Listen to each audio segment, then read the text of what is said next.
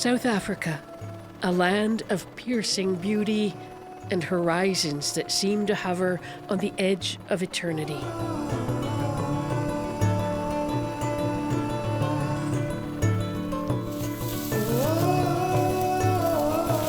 It is home to some of the planet's most exquisite wildlife.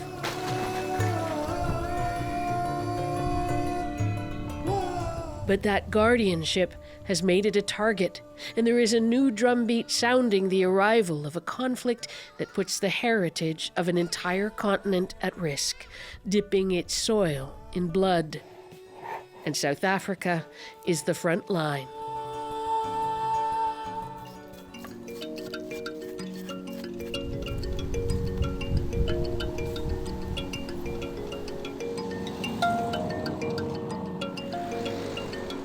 Kruger National Park, one of the biggest wildlife reserves in Africa, 20,000 square kilometers where animals are free to roam, but no longer without threat from mankind. Home to the world's largest concentration of rhinos, Kruger has become ground zero in the fight to save them. They lose an average of 3 a day here to poachers who can sell their horns for unimaginable sums on the black market.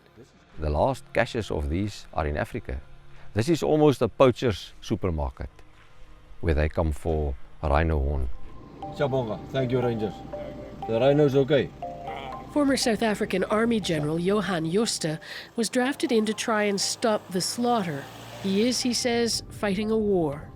And that you do with special rangers, reaction forces, land mobility. We operate 4 helicopters. You've got to be able to respond and take the fight to the poachers. We've hitched a ride on the newest addition to Kruger's small air fleet. Surveillance teams try to spot poachers before they strike and drop rangers with dogs onto the ground to give chase when they do. We can see a team training below.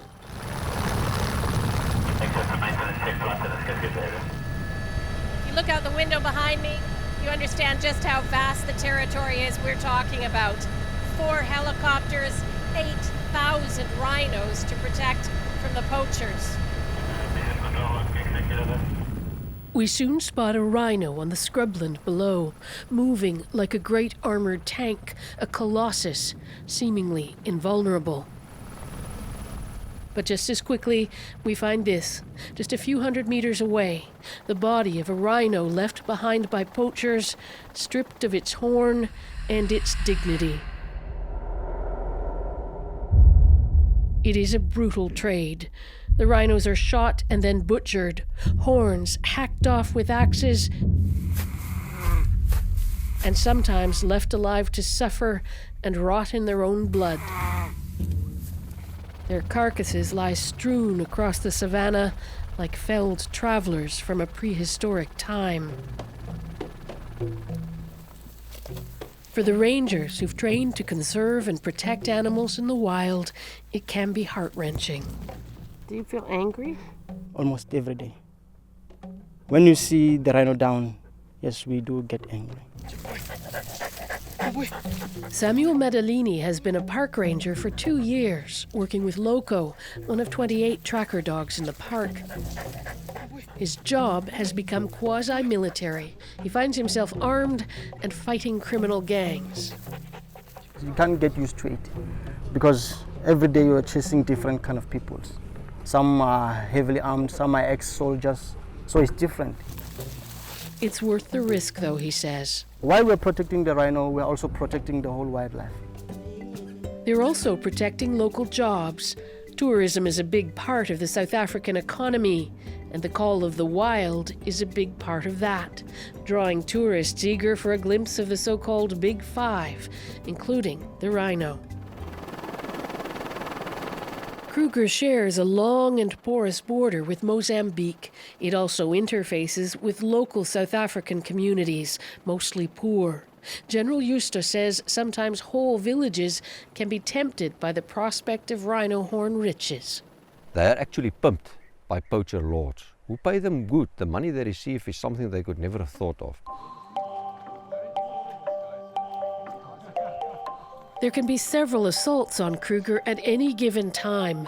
One reason why they're testing out drone technology in a year-long pilot project. It'll go quite quickly up and it's going to make quite a noise as it goes.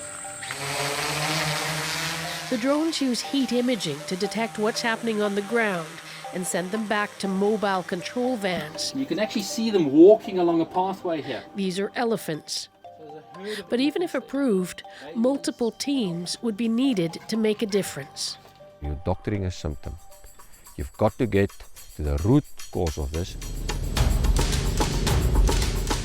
That means reducing demand driven by new moneyed classes in Asia who believe ground rhino horn has mystical properties, capable even of curing cancer. J.P. Van Zyl is a South African police officer decorated for his work against criminal syndicates trading in horn. You have high-profile violent criminals who are changing from hijacking and cash and transit robberies to rhino horn. Van Zyl has brought along some samples. Rhino horn is worth up to $60,000 per kilogram.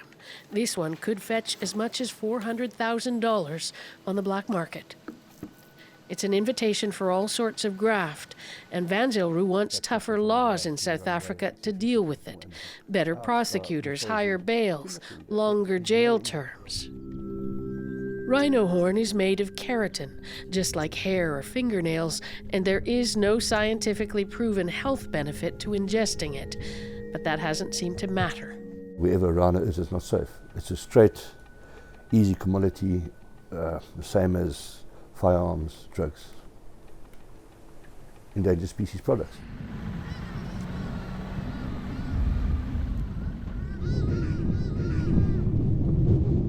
Those seemingly endless horizons are in fact closing in. The clock ticking, not just for the rhino, but other species as well.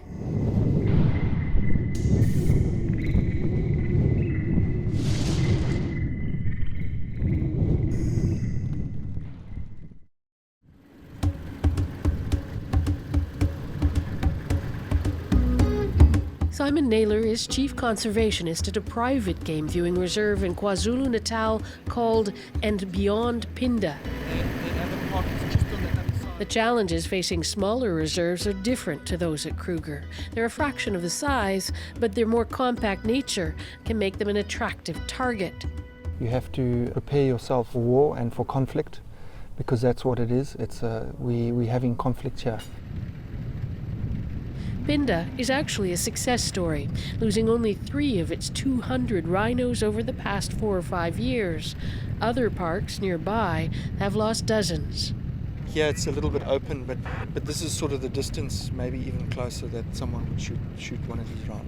You can see it's a big target, you know, the head, the shoulders, with these, you know, these heavy caliber firearms, heavy velocity, you know, so even if they don't get a brain shot or a heart shot, it's enough for that rhino to go down. Naylor credits Pinda's success in thwarting poaching attempts with 2 key approaches: good relations in the local community and intelligence gathering. Pinda leases its land from the Mbokazi Community Trust. Jabulani Kumalo works at the local hospital and is also a member of the trust, who says the whole town has an interest in protecting Pinda and the environment around it. The people that they are giving us problems, they are not normally from these communities. They are normally from outside, more especially from Mozambique and other surrounding communities. The border with Mozambique is just an hour and a half's drive away, and as a quick trip up shows, it's not much of a deterrent for people trying to cross illegally. Not all, but most of the poachers coming into South Africa are coming from Mozambique. And as you can see, it's not so difficult to do. There's nobody around, anybody could come through, and nobody would see. The Pinda Reserve spends about $20,000 a month on security, which includes paying for information. Baron Lottering is a private consultant who runs Pinda security along with that of a dozen other game reserves in the area. A busy man. Definitely information is our biggest key to success in saving rhino, yeah. He also runs informants, including this man, who's agreed to talk to us if we protect his identity. He infiltrates gangs starting at the recruitment level, hanging out in local watering holes of the humankind. It's dangerous. If they suspect that you're an informer, he says, then you have to think very fast how you're going to steer things in a different direction to ensure you stay part of the group, but don't get killed.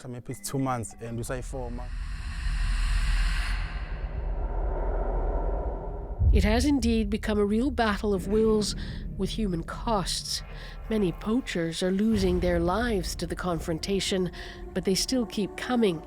It signals, as loitering, a long battle ahead. The long-term effect of this is going to be bigger than we think. I don't think we always realize what we're in for. Beyond the elemental battles taking place between poachers and rangers on the ground, there is little agreement on other ideas aimed at stopping the killing. Some, for example, advocate legalizing the trade in rhino horn. They can grow back over a 4-year period or so, and the argument is that harvesting the horns would flood the market and so reduce demand. But not everyone agrees. Yvette Taylor is with the Lawrence Anthony Earth Organization. Among other things, they help rear orphaned rhino calves. She says legalizing trade in their horns will not stop the killing, and she says there are precedents. 2008 they had a huge legalized sale of ivory. And now we're losing the most elephants we've ever lost. In fact, it had sort of stabilized up until that point. We're losing in excess of 30,000 elephants a year. You know, we're almost out of elephants. And it's coming to South Africa, and it'll be here soon. So desperate has the plight of the rhino become in South Africa that conservationists are now moving to protect and spread their gene pool. Even General Josta at the free-roaming Kruger National Park says it's wise to move some animals into intensive protection zones. Not thinking that it'll become extinct in Kruger, but just move them to safer places and buy time.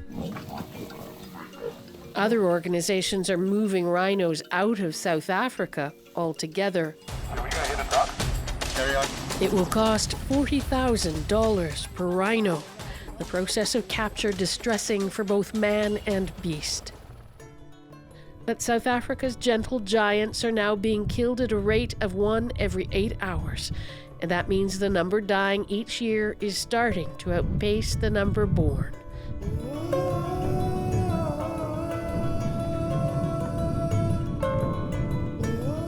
And the mantra in the long grass grows. If you can't save the rhino, you won't save the elephant. If you don't save the elephant, you can't save the lion.